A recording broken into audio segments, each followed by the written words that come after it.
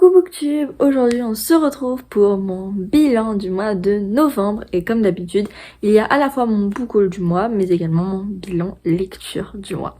On commence sans plus tarder par mon book haul du mois et ensuite je vous parlerai des livres que j'ai lus en détail, leurs notes, etc. comme d'habitude. Alors tout d'abord j'ai acheté All Players 2 de Alice des Merveilles en édition collector. Vous voyez pas bien, j'espère, avec le soleil, mais il fait super beau. On est le 1er décembre. Regardez le soleil qu'il y a. Allez savoir, allez savoir. Mais hop, Plain Pages. Voilà, j'ai trop hâte de découvrir ce tome 2. Même si j'avoue que celui qui me tente le plus, c'est le 3. Mais il faut d'abord passer par le 2 pour lire le 3, logique. Donc voilà, j'ai quand même très hâte de découvrir cette histoire. Et voilà, tout simplement. Ensuite, j'ai acheté le tome 2 de Une fenêtre sur les ténèbres, donc de Couronne corrompue de Rachel Gillig. Hop, voilà. Je vous montre vite fait l'intérieur, qui est très très beau. Voilà. J'étais assez intriguée de savoir la fin de l'histoire, d'autant plus que tout le monde dit qu'il est mieux que le tome 1. En tout cas, tous les avis que j'ai vus disaient qu'il était mieux que le tome 1. Et le tome 1, je l'avais trouvé sympa, mais c'était pas non plus la romantaisie de l'année. Donc, je suis assez curieuse de voir comment l'histoire va se finir. Mais voilà, donc je l'ai acheté. Écoutez, voilà, ça me fera une saga de plus de fini, ça fera pas de mal. J'ai également acheté Tu finiras par aimer Noël de Erika Boyer, qui est le préquel de Au cœur d'une nuit de Noël, que j'avais beaucoup aimé, qui est une romance qui se passe à Toulouse, et je suis toulousaine, et donc c'était trop cool parce que ça parle de plein d'endroits qui existent vraiment, tous les marchés de Noël, etc., leurs emplacements qui sont les mêmes que dans la vraie vie. Enfin, c'était trop cool. J'étais en mode, ah, mais ça je connais, mais ça aussi, ça aussi, ça aussi. Voilà, franchement, c'était trop cool. Et hâte de lire, du coup, ce petit spin-off, préquel, je ne sais pas. Mais voilà. Même si là, je crois que ça se passe pas à Toulouse parce qu'ils vont à la montagne. Oui, c'est ça. Elle a besoin de quelqu'un pour l'accompagner fêter Noël à la montagne. C'est ça. Mais hâte de découvrir quand même parce que, écoutez, pourquoi pas. Puis de toute façon, je vais aller au ski, donc lire un livre qui se passe à la montagne, c'est assez cool. Donc voilà. Et le dernier livre que j'ai acheté, mais que j'ai également lu, Absolu 3 de Margot de Seine. Je suis tellement heureuse de l'avoir lu, d'avoir fini cette saga, même si je suis quand même très triste parce que c'était très très cool. Mais non, franchement, je suis trop contente. La fin était géniale, j'ai adoré. C'est de la dystopie pour ceux qui ne le savent pas. Si vous aimez Hunger Games, Le Labyrinthe, L'Attaque des Titans, Full Metal Alchemist, lisez Absolu. Et même si vous n'avez pas vu ou lu toutes ces œuvres que je vous ai citées, lisez quand même Absolu. Parce que c'est une dinguerie. Ça mérite d'être lu par tout le monde. C'est trop bien. J'adore. Voilà, j'adore. Ça a été un coup de cœur, 5 étoiles, tout ce que vous voulez. J'adore. J'adore. C'est trop bien. Voilà. Et j'espère pouvoir rencontrer à nouveau Margot pour lui faire dédicacer ce tome parce que elle est trop gentille, elle est trop adorable, je l'aime trop, j'avais trop aimé la rencontrer pour la première fois et j'ai échangé avec elle sur Insta pour ma lecture de ce tome et enfin elle est juste adorable, je l'aime trop et j'aimerais beaucoup la rencontrer à nouveau. Mais voilà, donc j'ai lu ce bébé et oh mon dieu. Je vais rien vous dire parce que voilà, c'est quand même un 3e et dernier tome, mais il y a tellement d'actions, plein de rebondissements, le caractère des personnages qui évoluent. Enfin, c'est fou. Tout ce qui se passe, c'est fou. J'ai adoré la fin. C'est vraiment réaliste. C'est parfait pour ce tome. C'est parfait pour cette saga. C'est parfait pour les personnages. Enfin, franchement, c'est la fin idéale, à mon sens. Et voilà. C'était trop bien. J'ai pas grand chose de plus à vous dire. C'est vraiment trop bien. Lisez tous cette saga parce que ça mérite. Vraiment, ça mérite. Ensuite, j'ai lu. J'enchaîne mes 2 coups de cœur du mois et après tout le reste, c'est pas des coups de cœur. C'est pas grave. Just Wanna Be a Brother de Neil Gaiman et Mathieu Guibé. Et ouais. Ouais. Voilà. Attendez, je sais pas si on voit mes post-it. Parce qu'avec le soleil, c'est compliqué. Là, je pense que c'est pas mal. Bref. Mais lui, pour le coup, c'est un sad end. Mais la fin, on la connaît déjà quand on a lu Ashes Falling for Sky 2. Et voilà. Donc, du coup, j'étais quand même un minimum préparée. Mais franchement, je l'ai bien vécu. Je vous jure, c'est très bizarre, mais je l'ai bien vécu la fin. Dans le sens où Ashes Falling for Sky 2, la fin, j'ai été en panne de lecture pendant 3 mois après. Genre, vraiment, j'ai pas réussi à finir un seul livre en 3 mois. Là, franchement, je l'ai bien vécu la fin. Je sais pas si c'est le fait que je le savais déjà, et que je sais la suite, je ne sais pas. Mais en tout cas, je l'ai assez bien vécu. Enfin, j'ai pleuré, évidemment, logique, mais j'ai juste pleuré à la fin. Enfin non, j'ai pas pleuré qu'à la fin, j'ai pleuré pendant plein de moments du livre. Mais ce que je veux dire, c'est qu'à la fin, j'ai pleuré, mais une demi-heure après, j'allais bien. J'étais passée à autre chose et voilà quoi. Alors que Ash is Falling for the Sky, enfin Ash is Falling for the Sky 2, précisément, à la fin, j'étais anéantie, j'étais au bout de ma vie, parce que pour le coup, je ne savais pas. Et j'étais au bout du rouleau. J'ai pleuré pendant je sais pas combien de temps, honnêtement, je sais pas. Et après, mais dès que je pensais à ce livre, mais je me mettais à pleurer instantanément. Mais vraiment, c'était instantané. Alors que là, j'y pense, ça va. Enfin, je suis ok avec ça et je suis ok avec la fin et aussi étonnant et choquant que ça puisse paraître, je l'ai bien vécu. En fait, je sais pas, j'ai l'impression que ça m'a permis de dire au revoir à cette saga, à ces personnages, à accepter tout ce qui s'est passé, à faire un petit peu mon deuil entre guillemets, parce que quand même, je me suis attachée à ces personnages et il y en a qui ne sont plus là. Bref, je m'attarderai pas là-dessus, mais voilà. Et je sais pas, j'ai l'impression que ça a comblé une part de moi qui en avait besoin sans que je sache que j'en avais besoin. Je sais pas, j'ai l'impression que ça a réparé un petit truc en moi que je savais pas être brisé, mais en fait ce livre m'a fait plus de bien qu'autre chose alors que je pensais qu'il allait me détruire et m'achever. C'est très bizarre, mais écoutez, ça a été un coup de cœur et voilà. Allez savoir. Ensuite, j'ai lu Bad for Me 2 de Anita Higgins. Pour le coup, j'ai hésité et j'hésite encore sur la note. Officiellement, sur Goodreads, je lui ai mis 4 étoiles. Officieusement, je sais pas si c'est pas un 3 ou un 3,5. Je sais pas. C'était sympa, mais je sais pas. J'ai pas été emballée. Juliane, il m'a pas convaincue du tout. Je me rends compte que en ce moment, je sais pas si c'est juste en ce moment ou si ça va durer, mais c'est un petit peu chiant. Mais je suis très stricte, on va dire, en termes de book boyfriend. Vous allez voir par la suite. Il y en a plein qui vont me haïr. Désolée, mais je m'en fiche en fait. Mais bref, mais non, la Juliane en tout cas ne m'a pas du tout convaincue, il m'a énervée au possible. Par contre, Amanda, je l'aime, mais d'amour, ça y a pas de souci. L'histoire était assez cool quand même. Mais ouais, non, Juliane m'a pas convaincue. Et j'ai adoré la fin. Mais après, il y a eu l'épilogue. Et l'épilogue, j'étais en mode non. Non. Si l'épilogue se passait 1 an après le dernier chapitre, voire plus. À la limite. Mais là, pour moi, c'était trop tôt. Donc, non. Voilà. J'essaye d'oublier l'épilogue, en fait, mais j'arrive pas. Et donc, ouais, non, je sais pas, j'ai pas été très très convaincue. Surtout que, alors ça, pour le coup, c'était aussi dans le tome 1, mais il y a beaucoup de fautes, je trouve, dans ce livre. Enfin, en tout cas, il y a des mots qui sont en double, des mots qui manquent, ou des mots, c'est pas les bons mots. Dans le sens où, par exemple, il y a une lettre qui change dans le mot, mais ça change le mot. Par exemple, si tu mets un C à la place d'un D, enfin, par exemple, le mot de, si à la place du D, tu mets un C, ça fait ce. Et donc, dans la phrase, ça fait pas le même sens. Ou ça n'a plus de sens parce que le mot n'est pas le bon. Je sais pas si vous voyez ce que je veux dire. Mais dans ce tome, même dans le tome 1, j'avais trouvé que c'était assez présent. Donc, bon. Voilà, sachez-le. Après, tout ce qui est orthographe, conjugaison, etc., j'y connais rien. Je suis nulle à ça. Donc, je peux pas vous dire. Mais en tout cas, ça, je le remarque et je peux vous dire que c'est assez présent. Mais bon, sinon, c'était quand même assez sympa, etc. La plume d'Anita, toujours aussi incroyable. Ça ne bouge pas. Mais voilà. Après, il faut aussi prendre en compte que Bad for Me, c'est les premiers livres que Anita Higgins a publiés. Donc, faut le prendre en compte. Mais franchement, c'est très très cool, hein. On croit que... Je pense qu'on peut croire que je l'ai pas aimé, mais franchement, j'ai passé un bon moment. C'est juste pas mon préféré. Mais par contre, le tome 1 est incroyable. Sachez-le. Sachez-le. C'est juste là, il m'a un petit peu déçu par rapport au tome 1. Et le mec m'a énervé. Mais ça, je sais pas si c'est juste actuellement ou si c'est mes goûts qui commencent à changer, mais je vous jure, ça m'énerve parce que... On va en parler tout de suite. J'ai fini Shatter Me. Et on va parler de Aaron Warner 5 minutes parce que je comprends pas. Je comprends pas, vraiment je ne comprends pas. Aaron Warner, ok, j'ai été en crush sur lui dans les 3 premiers tomes. La première trilogie, ok, je comprends. Mais dans la deuxième trilogie, il va falloir m'expliquer parce que là je comprends pas. À partir du tome 4, j'ai commencé à haïr Aaron. C'est même pas, je l'aime pas, c'est je le haïs, je le déteste, je ne peux pas me le blairer. C'est une dinguerie, mais je me posais pas de questions, juste je le déteste.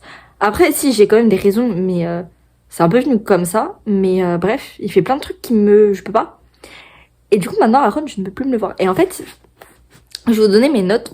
J'ai mis 4 étoiles à Imagine Me, donc le tome 6, et 3 étoiles à Believe Me, le tome 6.5. Mais c'est bien parce que c'est Shatter Me. Hein. Parce que sinon, si ça avait été une autre saga où j'étais pas attachée au personnage, etc., lui, il aurait eu la note de 3 étoiles et lui, la note de 2 étoiles. Sachez-le. Parce que, voilà. Lui, alors.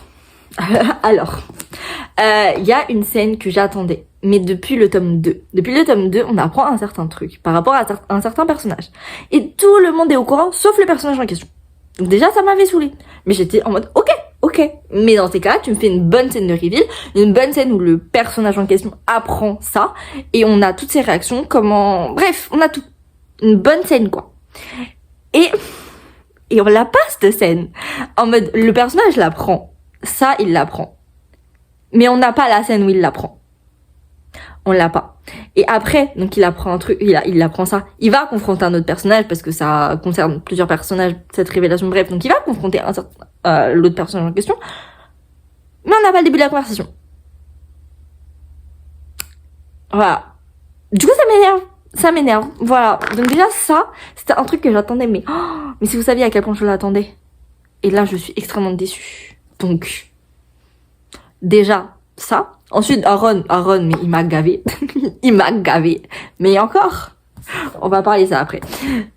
Mais Aaron m'a gavé. Donc ça. Heureusement, il y avait Kenji et Nazira. Même si Kenji et Nazira, je suis désolée, elle est où leur romance? Parce que pour moi, leur romance, elle était pas faite. Et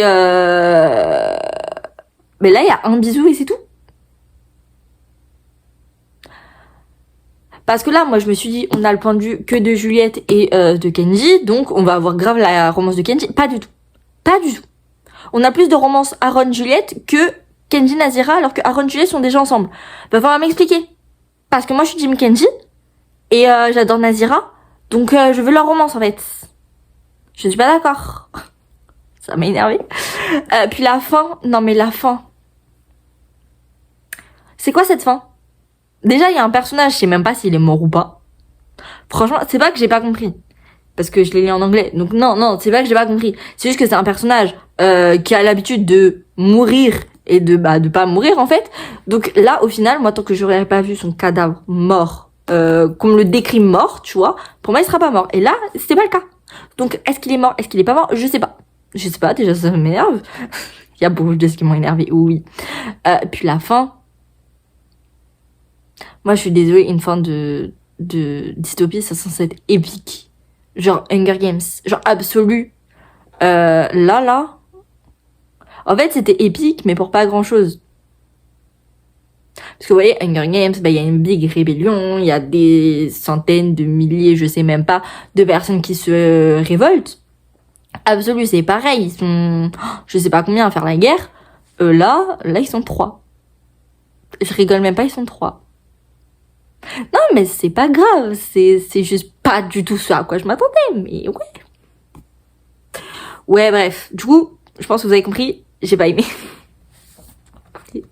On va parler de Believe Me.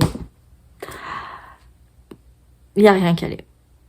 Franchement, il y a rien qu'à aller. Genre, pourquoi faire? Déjà, je vais pas vous dire ce qui se passe dans cette nouvelle, mais je vais quand même vous montrer un petit peu mes post-it parce que quand même si j'ai pas aimé, j'ai pris le temps. Voilà, hop. Le soleil, s'il vous plaît. Voilà, merci. Oui, si on voit un petit peu là. Ok. Du coup, je vais pas vous dire ce qui se passe dans cette nouvelle, mais en gros, les lecteurs ont demandé à Taïri de faire une nouvelle par rapport à une certaine scène. Scène qu'on a même pas. On nous parle de ça tout le long. Ça, y a pas de souci. Mais on n'a même pas la scène. On l'a pas. Déjà, bon. Voilà. Ensuite, en fait, Juliette, pourquoi faire? Pourquoi cacher ça? Pourquoi? J'ai pas compris. Moi, à la place d'Aaron, j'aurais pas aimé non plus. Donc je comprends pas. Parce que Juliette, il y a que toi qui étais dans ton délire, hein, parce que Aaron, il l'a pas kiffé. Kenji, il était là en mode, c'est une très mauvaise idée. Voilà. T'étais la seule dans ton délire et tu fais pas ça. Tu fais pas ça. Bref. Ensuite, on a été dans la tête d'Aaron tout le long. Tout le long, c'est le point de vue d'Aaron. Ça m'a saoulé. Il m'a saoulé. Ses pensées, j'en pouvais plus. Il m'a gavé. Il m'a énervé. Ça y est. Au bout d'un moment, faut arrêter d'être chiant comme ça. Là, moi, j'en peux plus. J'ai failli DNF le livre au moins 3 fois. 3 fois alors qu'il fait 200 pages, je crois. 250 si je ne m'abuse. Je ne sais plus où est le début. Enfin, où est la fin, pardon. Pas du tout. Il fait pas 250 pages. Il en fait 177. J'ai failli le DNF au moins 3 fois. Non, franchement, j'ai pas compris le délire. J'ai pas compris. J'ai pas compris. Franchement, en fait, le truc, c'est que j'ai pas grand chose à dire sur ce livre parce que je ne peux pas vous spoiler ce qui s'y passe. Et de toute façon, il est super court. Donc, en soi, il y a pas grand chose à en dire. C'est juste que, déjà, Aaron m'a saoulé, en fait. Et vu que, t'es du point de vue d'Aaron tout le long, c'était très chiant. Très, très chiant. J'avais pas souvenir qu'il m'avait autant saoulé dans les autres tomes, mais alors là... Je suis désolée, mais vous trouvez quoi, Aaron? Franchement, honnêtement, on va en parler, vous lui trouvez quoi? Dans les 3 premiers tomes, ok. Mais me donnez pas des arguments des 3 premiers tomes. Parce que les 3 premiers tomes, je suis d'accord avec vous. Mais dans les tomes 4, 5, 6. Dans les tomes 4, 5, 6. Vous lui trouvez quoi? Parce que moi, c'est ça ma question. Voilà. Ensuite, on va parler de ma dernière lecture qui a été une grave bonne surprise. Je m'y attendais absolument pas. Je vais être totalement honnête, je m'y attendais pas. Mais c'est Powerless de Lauren Roberts. Parce que on m'en a dit tellement de mal que j'étais un peu en mode j'ai peur. J'ai très très peur. Et au final, mais c'était trop cool. Alors, oui, c'est une copie de Hunger Games, mais pas ouf. Genre, certes, c'est Hunger Games en version pas ouf du tout. Certes, les épreuves n'ont pas de sens. Oui, certes, l'autrice a pris toutes les tropes qu'on aime bien dans la romantasy pour les mettre dedans et ça fait pas forcément sens. Ok. Mais est-ce que ça te dérange? Mais pas tant que ça. Et oui, certains vont dire non mais Kai il sort que des trop belles phrases, etc. Genre chaque fois qu'il ouvre la bouche c'est des quotes, etc. Au bout d'un moment c'est too much. Bah non. Excusez-moi mais moi je préfère ça que Aaron. Voilà. Je le dis. Je sais, je suis une big rageuse de Aaron. Je suis une big hater. Je sais. J'assume. Mais Kai Azer. Je l'aime. Sachez-le, je l'aime. Voilà. Par contre, on m'a aussi dit beaucoup de mal du tome 2, donc j'ai peur. Mais là, pour le coup, ceux qui m'ont dit du mal du tome 2, c'est ceux qui m'ont bien aimé le tome 1. Du coup, j'ai un petit peu peur. Un petit peu beaucoup même. Mais du coup, oui, Powerless, c'est... Pourquoi c'est une pâle copie de Hunger Games? Parce que on enferme des jeunes dans une arène et ils doivent s'entretuer. Et notre protagoniste féminine utilise un arc. Enfin bref, voilà, il y a plein de trucs comme ça se passe dans une forêt, comme dans Hunger Games. Enfin bref, il y a plein de trucs comme ça où c'est clairement Hunger Games. En moins bien, mais voilà. Donc, oui. Pourquoi les épreuves n'ont pas de sens? Parce que, en fait, c'est un royaume où, donc, il y a des personnages qui ont des pouvoirs et donc ils sont considérés comme l'élite. Et les humains sont traqués et tués. Et en fait, vous allez vous dire, mais du coup, les gens qui mettent dans l'arène et qui font s'entretuer, c'est les humains. Non, c'est les gens qui ont des pouvoirs, c'est même les gens les plus puissants, qui ont les meilleurs pouvoirs. L'élite de l'élite. Ouais, c'est un peu pas logique, je sais.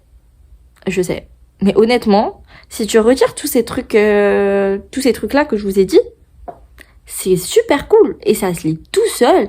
Et c'est hyper page-turner. Et chaque fois que je quittais le livre, j'avais envie de replonger dedans. Donc, ça a été une grave bonne surprise. Vraiment, je m'attendais à le détester. Ou peut-être pas à détester, mais à pas trop kiffer. Et honnêtement, c'est un très bon 4 étoiles. Un très très bon 4 étoiles. Ça sera pas un 5 étoiles pour toutes les raisons que je vous ai énoncées. Mais c'est un très bon 4 étoiles. Par contre, comme je vous ai dit, j'ai très peur pour la suite. Donc écoutez, on verra. Mais c'était très cool. Je préfère le dire parce que faut le souligner quand un livre est bien. Et ce livre était très bien. Voilà. Donc c'était tout pour mon bilan du mois de novembre. Donc j'ai lu 6 livres et je n'en ai acheté que 4. Donc ma pile à lire a baissé de 2 livres et je suis trop contente. Voilà, sur ce, je vous fais des bisous et je vous dis à samedi prochain 18 h. Bye.